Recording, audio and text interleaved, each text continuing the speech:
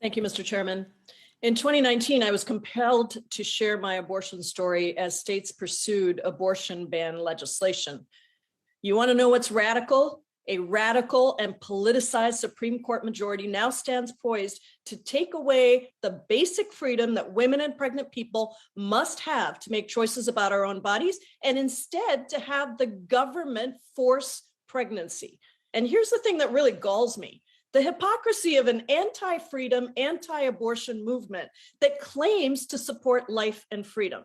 Our Republican witness and our Republican colleagues today spoke about the so-called violence of abortion, when they are the very people who have opposed funding for contraception to prevent pregnancy, or opposed the child tax credit, which clearly reduced hunger, or even advocated to separate thousands of immigrant kids from their parents, or withhold baby formula for babies at the border. In fact, states with the most draconian abortion restrictions also have the highest maternal mortality rates. That's the real violence here, and that's the hypocrisy I want to examine. So, Dr. Robinson, maternal and infant mortality is a raging epidemic, and Black women and children are especially at risk. What are the anti-abortion, anti-freedom advocates doing to protect the lives of Black mothers and infants? And I have a number of questions, so if you could keep your answers short. Yes, they're not doing anything to protect the lives of mothers and infants. And I appreciate you asking the question. The things that our patients need right now is effective contraception. We need access to health care before you become pregnant. We need access to care beyond 60 days postpartum. We need to be able to send our children to childcare if we do choose to parent. We need access to effective abortion, and abortion in your own community if you choose not to be a parent.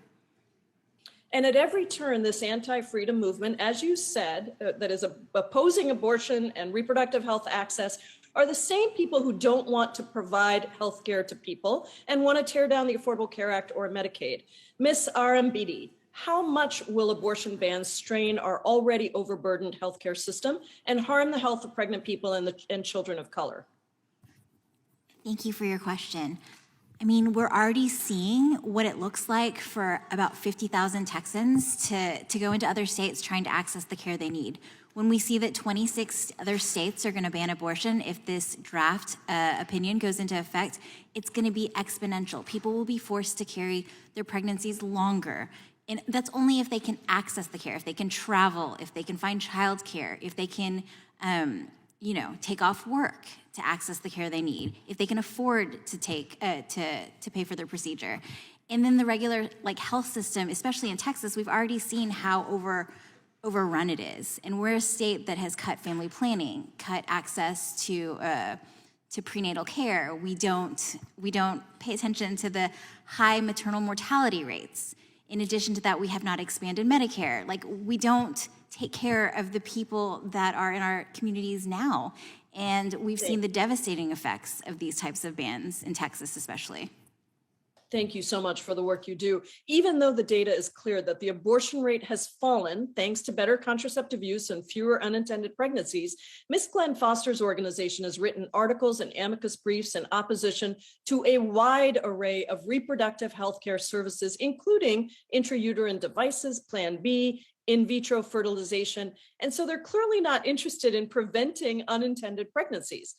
In fact, Justice Alito, in his draft decision, also does note that the Supreme Court established many other modern rights based on the same reasoning as abortion rights, and specifically includes precedents around contraception. And by the way, other things like interracial or same-sex marriage. Professor Goodwin, does this so-called pro-life movement solely focus on revoking abortion rights, or are they also working to revoke other rights as well?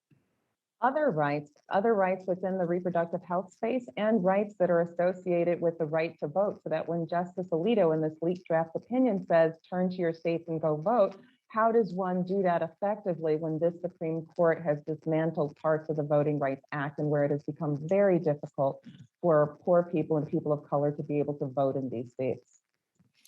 So in response to Mr. Jordan, my colleague across the aisle's question about the fact that the Supreme Court is not aiming to take away other rights, in that same draft decision, didn't Justice Alito make reference to several other rights that follow essentially the same logic as this decision?